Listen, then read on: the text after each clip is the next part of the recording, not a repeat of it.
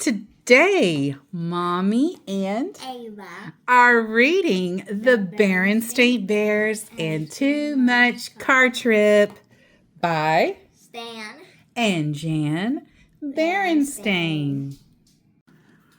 It was just about vacation time for the Bear family.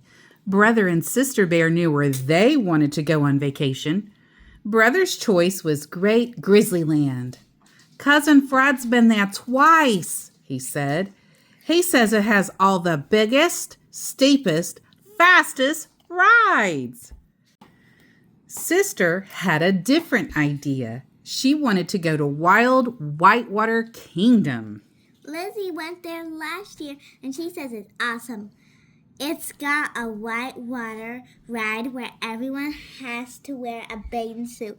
It's got a pool that makes a huge wave, a corkscrew, water slide, and... I'm sure those places are fun, interrupted Papa Bear.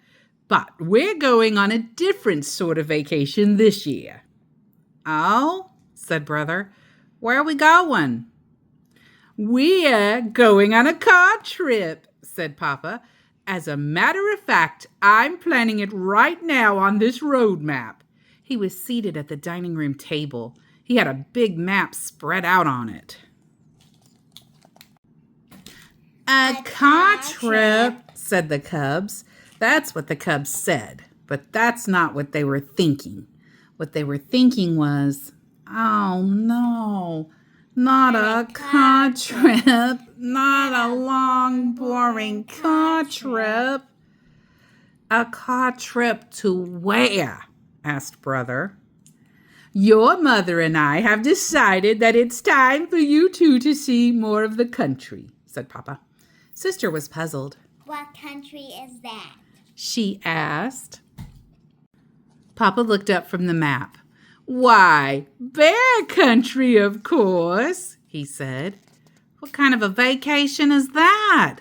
Asked Brother. We could see Bear Country any old time. Yeah, said Sister. we can just look out the window. Besides, said Brother, what's there to see? Yeah. There's a great deal to see, said Papa, and a great deal more to appreciate.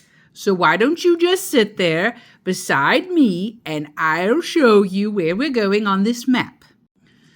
They climbed up on chairs beside Papa and looked at the map. It didn't look like much of a vacation to the Cubs. It looked just like what it was, a big, boring map.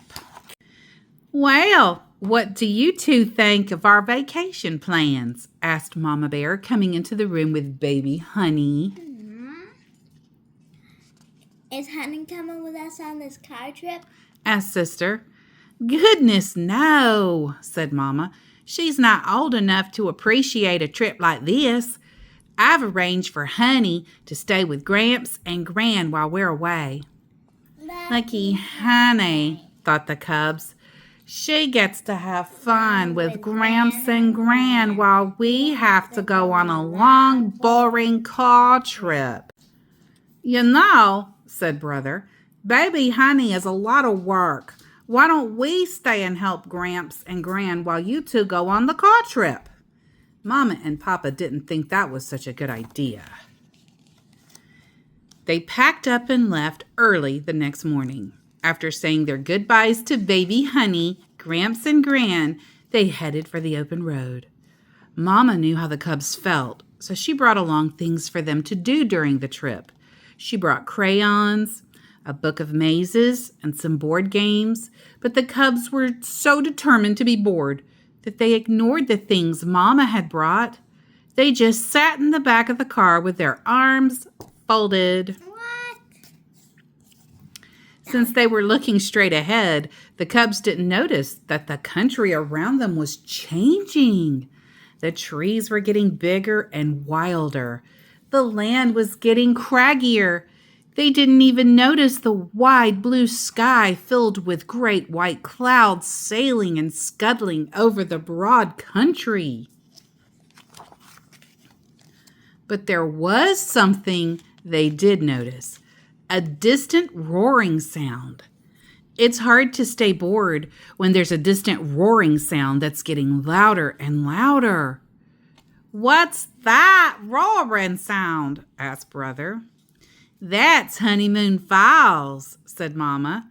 "It's where Papa and I spent our honeymoon." Just then, they turned a corner, and there it was. Tons of water were pouring over a cliff and crashing into the river below. Brother and sister forgot all about being bored and said, "Wow!" They parked the car and went to Honeymoon Point overlooking the falls.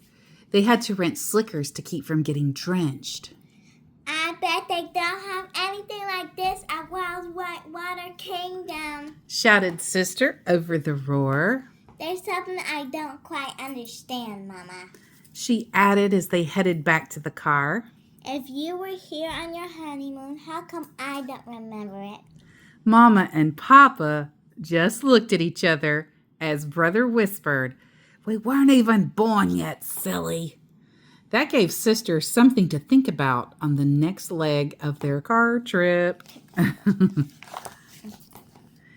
"Hey, look!" shouted Brother. "Soldiers fighting! They're shooting at each other."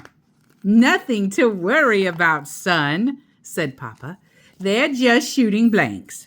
They're reenactors." "Huh? What's reenactors?" asked Brother. "They're folks that act out important things that happened a long time ago." "What are they reenacting?" asked Sister. Papa looked at the map. I'd say it's the Battle of Beetle Creek. See that stream? That's Beetle Creek." "Well, who was doing the fighting?" asked Brother. "Folks just like us," said Papa. "What were they fighting about?" asked Sister. "You know, countries don't just happen," said Papa. "Folks have to make them happen. And sometimes there's trouble. That's what the reenactors want us to think about. Sometimes you can learn from the past and do a better job in the future. Look over there, behind that low wall." The cubs looked. "See those stones?" asked Papa. "They mark the graves of the soldiers who fell in battle." Brother started to say, "Wow," but nothing came out. Sister took hold of Mama's hand and leaned against her.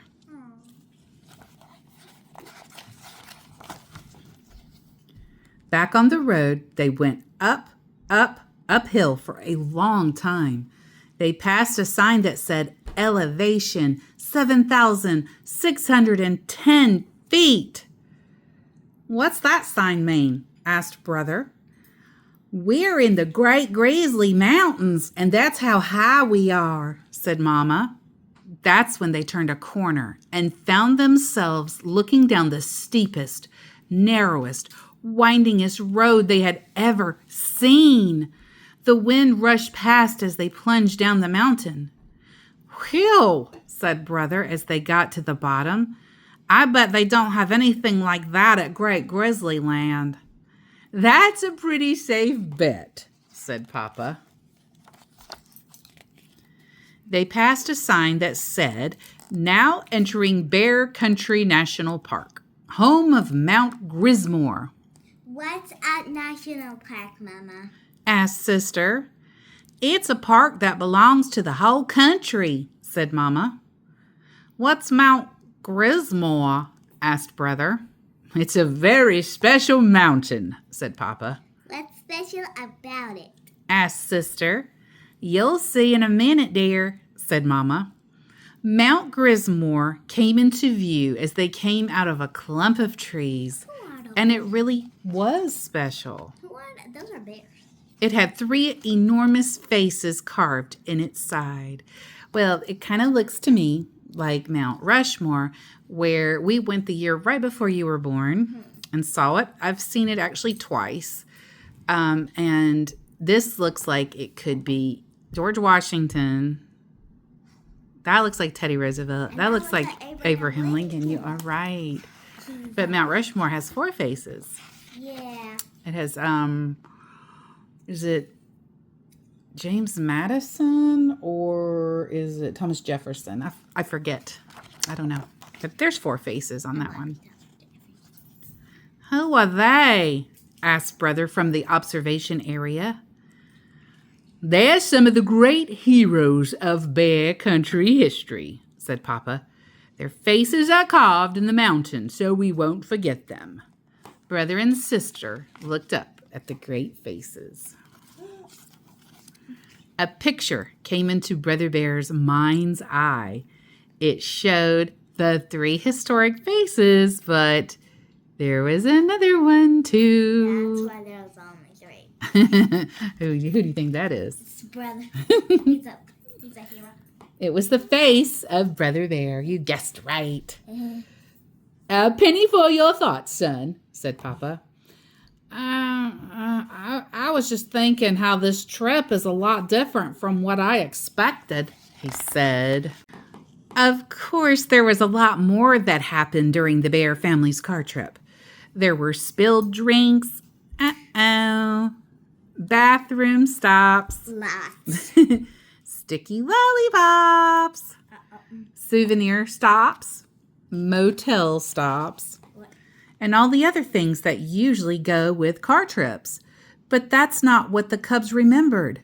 What they remembered was the big sky, the great falls, the mighty mountains, the little graveyard at Beetle Creek, and the heroes of Bear Country's history in the side of a mountain.